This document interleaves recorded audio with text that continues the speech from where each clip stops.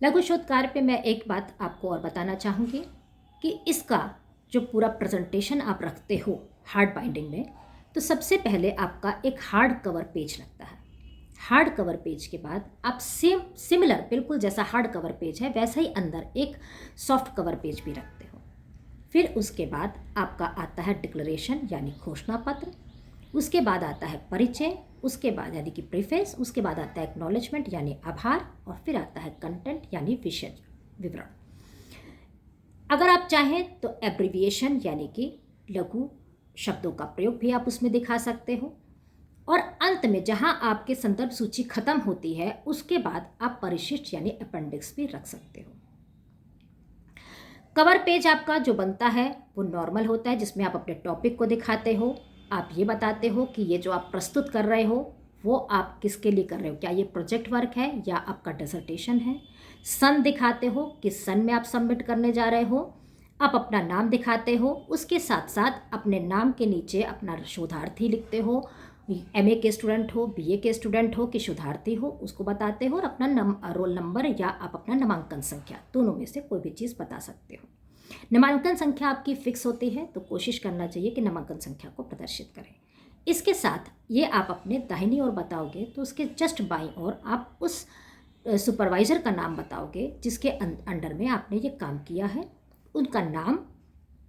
उनका स्टेटस कि वो असिस्टेंट प्रोफेसर है, प्रोफेसर है, कौन है, उसके नीचे वो किस कॉलेज से जुड़े हैं, किस यूनिवर्सिटी से जुड़े हैं। लास्ट में आप सबसे नीचे देने से अपने कॉलेज का नाम देने और उस कॉलेज के नाम, अपना डिपार्टमेंट देने, कॉलेज का नाम देने और उस यूनिवर्सिटी का नाम देने से ऊपर आप अपने कॉलेज का लोगो ज़रूर लगाइए, जो एक बहुत ही सुंदरता को प्रदर्शित भी करता है और इसके साथ लोग उसको देख करके तुरंत पहचान लेंगे कि किस कॉलेज का है।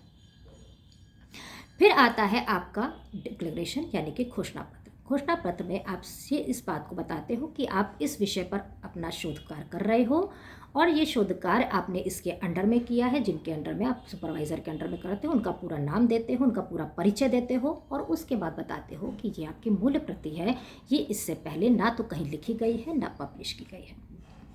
परिचय में आप जब आते हैं तो यानी कि आप प्रीफेस में जब आप लिखते हो तो प्रीफेस में जो आपने खंडवार जिस हिसाब से आपने हेडिंग वाइज अपने वर्क को डिवाइड किया होता है उसकी चर्चा यहाँ करते हैं और ये बताते हैं कि मैंने अपने इस विषय को इतने खंडों में विभाजित किया है, प्रथम खंड में इसकी चर्चा करी है, सेकंड खंड में इसकी, इस तरह से आप उसको एक्सप्लेन करते हो। एक्नॉलेजमेंट यानी कि आभार में आप उन सबको आभार प्रदर्शित करते हो जिनकी मदद से, जिनकी हेल्प से आपने इस कार्य को पूर्ण किया होता है। उसके बाद कंटेंट यानी इंडेक्स आप बनाते हो। इंडेक्स में आप सारे खंडों को नंबर वाइज, पेज वाइज देते हो कि ये नंबर, ये हेडिंग्स जो है इस पेज पर पाई जा रही है। इसमें हेडिंग के साथ सब हेडिंग भी आप अनिवार्य रूप से दिखाएंगे तो वो दिखने में आपका कार्यों को बहुत अच्छे तरीके से प्रदर्शित करती है। आपका डिक्लेरेशन यानी घोषणा पत्र से लेकर के आपके कंटेंट तक के पेज रोमन नंबर में लिखे जाते हैं और ये 2 नंबर से स्टार्ट होता है, क्योंकि फर्स्ट नंबर आपका कवर पेज होता है और कवर पेज पे पेज नंबर नहीं डलता है। घोषणा पत्र आपका 2 नंबर रोमन में लिखा जाएगा, तीसरे में प्रीफेस 1 पन्ने में जाए, 2 पेज में जाए, उसके बाद एक्नॉलेजमेंट आपका 3rd नंबर रोमन में, कंटेंट आपका 4 नंबर रोमन में, 4 से 5 पन्ने हो सकते हैं अगर कोई चीज़ आज ज़्यादा चली जाती है तो। जहाँ से आप अपना इंट्रोडक्शन यानी प्रस्तावना देना प्रारंभ करते हैं, मेन टॉपिक का आपका हेडिंग स्टार्ट होती है, वहाँ से पेज नंबर आपके नॉर्मल न्यूमरल नंबर में लिखे जाएंगे, 1 2 3 4 5 6 7, और ये संदर्भ सूची में भी यही नंबर जाएगा और उसके बाद अगर आप परिशिष्ट लगाते हैं तो परिशिष्ट में भी यही नंबर एंड तक जाते हैं।